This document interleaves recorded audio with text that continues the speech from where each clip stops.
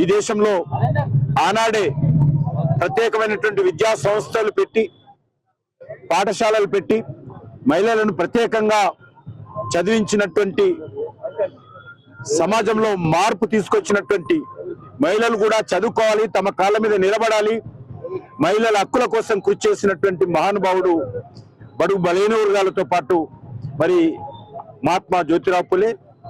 ఆయన జయంతి సందర్భంగా 200వ జయంతి సందర్భంగా ఈరోజు దేశంలో పార్లమెంటులో రానున్న రోజుల్లో మరి ఈ చట్టసభల్లో మహిళలకు రిజర్వేషన్ కల్పించేటువంటి నిర్ణయం మహాత్మా జ్యోతిరావు గారి పూలే స్ఫూర్తితో భారత ప్రధానమంత్రి నరేంద్ర మోడీ గారు ఈరోజు ఈ యొక్క చట్టాన్ని తీసుకురావడం చాలా సంతోషం. ఈరోజు మనకందరికీ తెలుసు, మరి దేశంలో మహాత్మా గాంధీ తర్వాత ఎవరికైనా మహాత్మా బిరుదు వచ్చిందంటే మరి మహాత్మా జ్యోతిరావు పూలే ఆయన చేసిన సేవల కోసం దేశ ప్రజలు ఆయనకు మహాత్మాగా మరి బిరుదునిచ్చి ఆయన ఇప్పటి వరకు కూడా గుండెల్లో పెట్టుకుని కొలుస్తున్న విషయాన్ని సందర్భంగా మనిస్తున్నాను.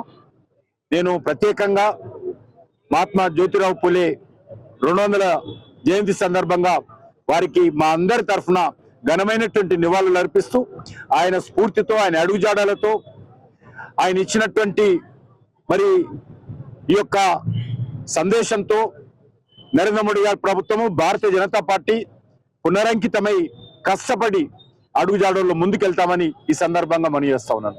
అంతేకాకుండా ఇదే 200వ సంవత్సర సందర్భంగా దేశంలో స్వాతంత్రం వచ్చిన తర్వాత మొట్టమొదటిసారి బీసీ జనాభా సేకరణ చేయాలని నిర్ణయం తీసుకోవడం జరిగింది.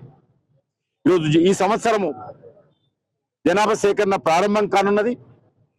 ఆ జనాభా సేకరణలో మొట్టమొదటిసారిగా నరేంద్ర మోడీ గారి నాయకత్వంలో మరి ఈరోజు బీసీ జనాభా సేకరణ చేయాలని, క్యాస్ట్ సెన్సస్ చేయాలని చెప్పి నరేంద్ర మోడీ గారు, కులగణన చేయాలని చెప్పి నరేంద్ర మోడీ గారు నిర్ణయం తీసుకోవడం ఏదైతున్నదో ఇది కూడా స్వాతంత్రం వచ్చిన తర్వాత దేశ చరిత్రలో మొట్టమొదటిసారి జరుగుతున్నటువంటి కులగణన.